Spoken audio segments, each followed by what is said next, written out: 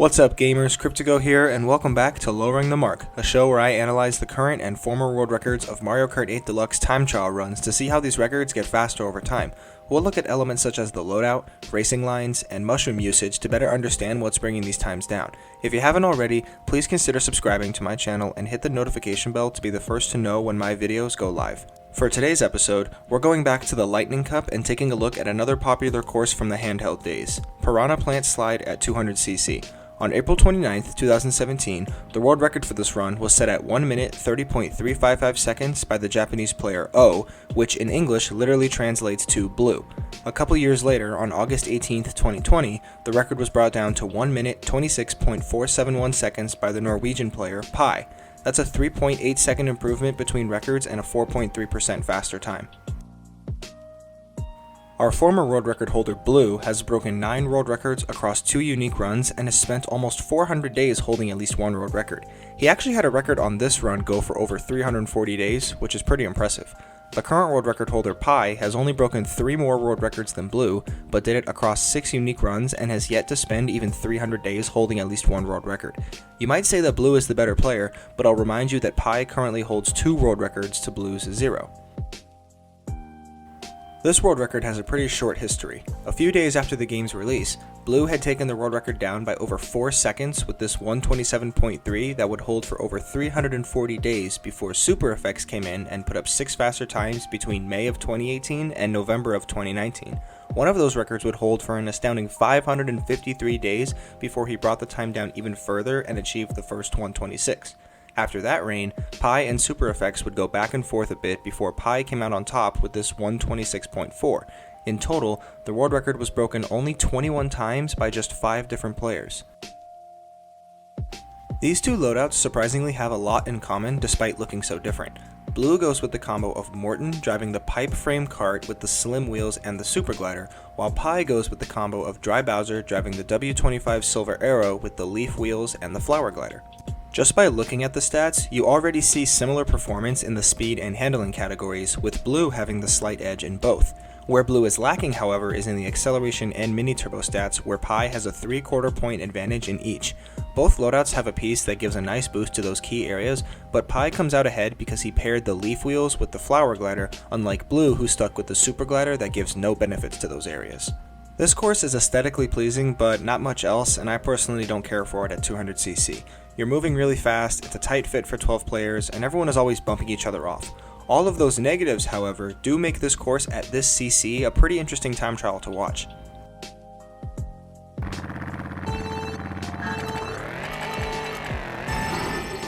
Blue starts off the race with a rocket start and hops into a quick jump boost off of the first ramp. After that, he starts charging up a mini-turbo off the second ramp and releases it to get a super mini-turbo off the third one before doing the same thing on the middle path and coming down to the zipper ramps at the end of S1. Pi hits that same rocket start and first jump boost, but instead of charging his drift off the third ramp, he releases it and gets a jump boost before chaining another quick mini-turbo when he lands, followed by another jump boost on the middle path and grabs a mini-turbo around the last turn of S1. Even though Pi didn't grab a single super mini-turbo, his drift chain through this section was enough for him to build a lead over Blue. That lead sits at just over 0.6 of a second going into S2. After hitting the zipper ramp and getting a jump boost, Blue gets into a tight drift chain through this Z-shaped part of the course, grabbing 2 mini-turbos before the jump boost to close out this section. Pi does sort of the same thing, but he doesn't need to rely on brake drifting as much thanks to his larger kart body. He can take an even tighter line and chain those mini-turbos all while keeping his speed up through the jump boost to increase his lead over Blue to over 1 second going into S3. The final section is pretty much identical for both racers. They drift off the ramp and stay as close as they can to the wall before picking up a super mini-turbo and hitting the glider ramp. After they land, they both use their first mushroom to take the same shortcut through the grass leading to the finish line. Only difference is Pi got the super mini-turbo out of that shortcut. After one lap, Pi has already put nearly 1.3 seconds between him and Blue. Blue starts off S1 the same way with the jump boost and drift off the third ramp, but he doesn't elect to go on the middle path at all. He just stays on a straight line and only hits a normal mini-turbo around the final turn. Let's slow down Pi's first section to appreciate the timing and precision it takes to pull this sequence off. It starts with the landing of the first jump boost. He needs to line himself up with the drift so he doesn't bang into the wall off the second jump boost. From there, it's all about positioning himself so that he can hit this quick mini turbo and also not fall into this crevasse before the low trick here. After that, it's just the easy part of taking a tight turn to close out this section. If that looked easy to you, then you are definitely lying to yourself because that is not an easy thing to do consistently. This sequence is the main time save for Pi as he adds an additional 630 milliseconds to his lead, which now sits at just under 2 seconds at the end of S1. It's tough to tell at first, but if we put these two runs side by side, you'll see that Pi really does benefit from the larger kart body because he doesn't even have to worry about falling off while driving over this little gap in the track here, something that Blue has to account for when he hits that turn. But if that's not obvious to you, here's this poorly drawn diagram I made of what I think the lines are between our two racers. After about only 8 more seconds of driving, Pi put on another 0.4 of a second to his lead, which now sits at 2.3 seconds at the end of S2. Now, I gotta give some credit to Blue because he actually does a good job taking this long turn pretty tight. It's not much else he can do at this point other than stay on a good line to keep this run at least admirable. After both racers land from the glider, they'll take that same shortcut again and hit their normal and super mini turbos respectively as they come across the finish line. Pi put on a few more tenths of a second to his lead to be ahead by 2.6 seconds and outsplit Blue's lap 2 by over 1.3 seconds. I know I sound like a broken record at this point, but the last lap is pretty much identical to the second one for both racers. Only thing worth highlighting is that Pi was able to pull off that super precise S1 strategy for a third consecutive time. After that, it's just hoping that he doesn't mess up on the more simpler parts of the run, one of which includes not hitting the wall on the second to last turn in S3. You wouldn't believe how many runs die because of hitting a wall during a drift and falling off your line completely. That won't be the case for Pi today as he uses his final mushroom to come barreling across the finish line and posting his time that was just under 3.9 seconds faster than Blue's former world record. So by taking a better line through the back half of the course, carrying more speed, and going 3 for 3 on an incredibly difficult but faster strategy for S1, Pi was able to put up a pretty impressive time on a pretty tricky course. I sat down with him briefly to talk about this record, so let's hear what he had to say. What was going through your mind when you set this world record? I was already nervous on lap 2 because I had just gotten the best known split on lap 1 and I was on a very strong pace. The run fell apart in the turn after the pipe hop on lap 2 where I lost like 0.05 because I didn't do the strat properly. On lap 3 I wasn't as stressed as I usually am because of the slow lap 2, so I managed to get a fairly decent lap 3 in the run. I was glad to finally set a decent time here. There's a lot going on in this run, but which strat do you think is saving you the most time per lap?